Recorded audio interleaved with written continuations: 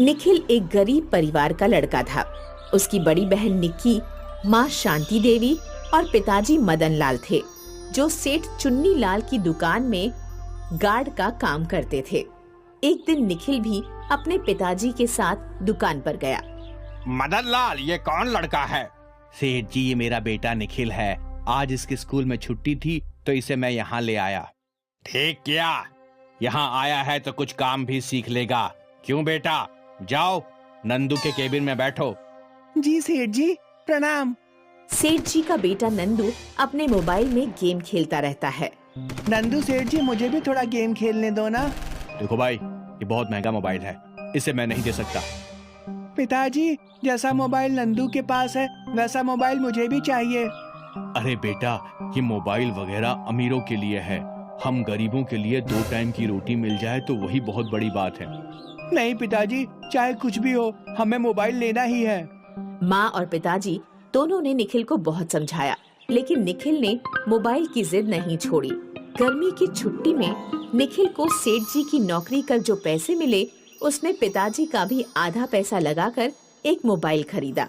वो बहुत खुश हुआ, लेकिन जब उसे पता चला कि मोबाइल में गेम या सिनेमा देखने के लिए नेट की जरूरत होती है, तो वह नंदू को अपना मोबाइल दिखाता है। अरे, इसमें तो नेट ही नहीं है। हाँ सेठ जी, नेट के लिए पैसे नहीं है। कोई बात नहीं, दुकान के वाईफाई से नेट चला लो। अरे वाह, ये तो कमाल हो गया। गर्मी के कारण सभी कुएं सूख गए थे। लोग दूर दूर तक पानी की खोज में जाते हैं। निखिल भी पानी की खोज में पास के जंगल में जाता है। तभी उसे एक कुआं दिखता है। कुएं के पास पहुंचकर एक पेड़ के नीचे बैठकर सुस्ताने लगता है। बहुत थक गया हूँ, थोड़ा आराम करता हूँ। सुबह से पानी के चक्कर में फोन भी नहीं चलाया। निखिल जेब से मोबाइल निकालता है तो देखता है कि उसके मोबाइल में वाईफाई से नेट चल रहा है।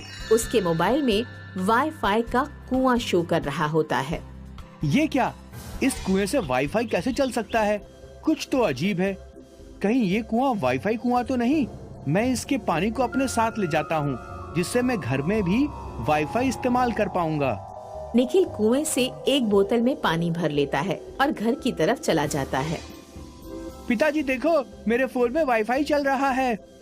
निखिल, तुम्हारे मोबाइल में नेट कहाँ से आया? नेट के पैसे कहाँ से आए? पिताजी, पास वाले जंगल में एक वाईफाई कुआं है, उसी से नेट चल रहा है। चलो अच्छा हुआ, मेरा बच्चा बहुत परेशान था। ठीक है बेटा, लेकिन याद रहे, इसका दुरुपयोग नहीं करना। समय से सारे काम खत्म करने के बाद ही मोबाइल को चलाना। जी पिताजी, मैं पढ़ाई और काम करने के बाद ही इसका उपयोग करूंगा। शाबाश बेटा। अच्छा, अब मैं काम पर जा रहा हूँ, और हाँ, अगर कोई मदद मांगने के लिए आए तो मना नहीं करना। पूरे गांव में एक ही मोबाइल था। सभी को कुछ न कुछ काम पड़ता ही रहता था। अब तक निखिल के पास मोबाइल है, ये खबर पूरे गांव में फैल गई थी। रोज उसके घर लोग अपने अपने काम लेकर आते थे, इसलिए सुबह 6 से 8 बजे तक का टाइम रखा गया। मदन बाबू, अरे ओ मदन बाबू। अरे गजोधर भैया, इतने सवेरे सवेरे क्यों शोर मचा रहे हो? अब कहाँ कहीं बाबू, गजब होई गवा। हमार बसंती कल रात से गायब है। ओह, क्या बसंती तुम्हारी पत्नी है? तो थाने में जाके रिपोर्ट लिखवाओ या रिश्तेदार के पास पता करो, कहीं वहाँ तो नहीं चली गई। अरे क्या बात करत हो बाबू, हमार मेहरारू लाजवंती तो तालाब में कपड़ा धोबत है। अरे भैया, बसंती तो हमार गधी का नाम है। सुना है मोबाइल से कुछ भी पता लगा सकत हैं। निखिल बबुआ से बोल के हमार बसंती को तनिक खुजवा दो ना। अरे ओ गजोधर चाचा, मोबाइल से सिर्फ उनका पता कर सकते हैं जिसमें जीपीएस लगा होता है। अरे जीपीएस तो नहीं, लेकिन एक सुतली बंधा ताबीज रहे हमारे बसंती के गले में, का उससे कछु हो सकता है का बबुआ, बताओ। इसके बाद कल्लू मोची का नंबर आता है। निखिल बबुआ, तू तो जानत है कि हमारे बनावल जूता चप्पल कितना सस्ता, मजबूत और बढ़िया रहत है। हम चाहत हैं कि कोई व्यापारी हमार जूता चप्पल को ऑर्डर देकर ले जाए। ठीक है कल्लू चाचा, मैं आज ही तुम्हारे बनाए जूते चप्पल और दुकान का फोटो लेकर संबंधित साइट पर डाल दूंगा। कांटेक्ट में भी आपका मोबाइल नंबर दे दूंगा। अम्मा मियाँ, तुमको तो मालूम है मेरा निकाह नहीं हो रहा, उम्र भी निकल रही है। अरे क्या खराबी है हम में।